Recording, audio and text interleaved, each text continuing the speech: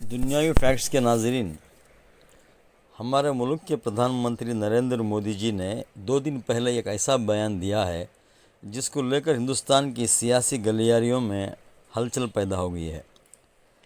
پھر ایک بار مودی جی نے اپنے بیان میں مذہب اور ذات پات کو لے کر آئے۔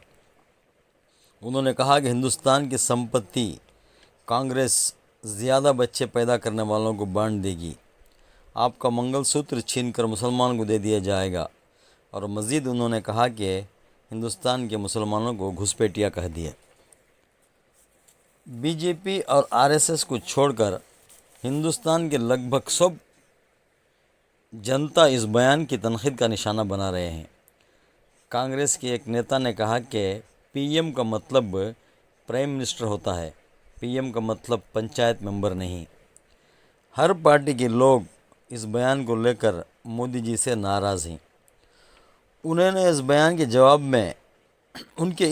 کے جواب میں راہل گاندھی نے کہا، پہلے مرحلے کی 102 سیٹوں کے ووٹنگ میں بی جے پی کی ہار کو دیکھتے ہوئے مودی جی نے آخری داؤ کھیلا ہے کہ پورے الیکشن کو ہندو مسلمان کر دیا۔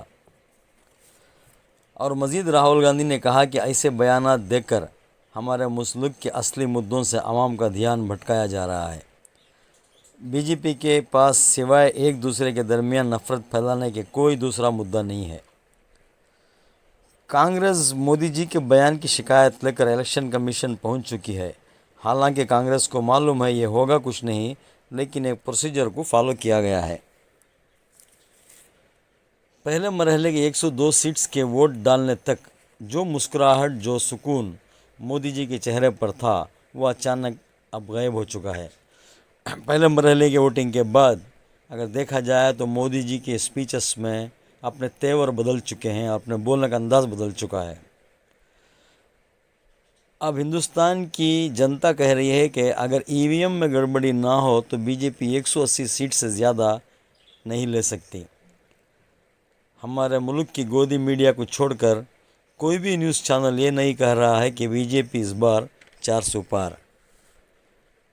کرناٹک کے مکھیہ منتری سدھرامیا جی نے کہا کہ پردھان منتری اپنی کرسی کی عزت کرنا چاہیے۔ وہ کسی ایک قوم کے پردھان منتری نہیں، وہ پورے ملک کے پردھان منتری ہیں۔ کرناٹک کے نائب وزیر اعلیٰ ڈی کے شیو کمار نے کہا کہ پردھان منتری کے اس بیان سے ہندوستان میں ہی نہیں بلکہ ساری دنیا میں پردھان منتری کی کرسی کی بے عزتی ہو رہی ہے۔ بہرحال دوستو، ہندوستان کی سیاست اور اب چل رہے لوک سبھا انتخابات میں کوئی مدعا نہیں ہے۔ اگر مدعا ہے تو صرف گوشت، مچھلی، پکوڑا، چائے، منگل سوتر، زیادہ بچے، گھسپیٹیا، ہندو مسلمان ہے۔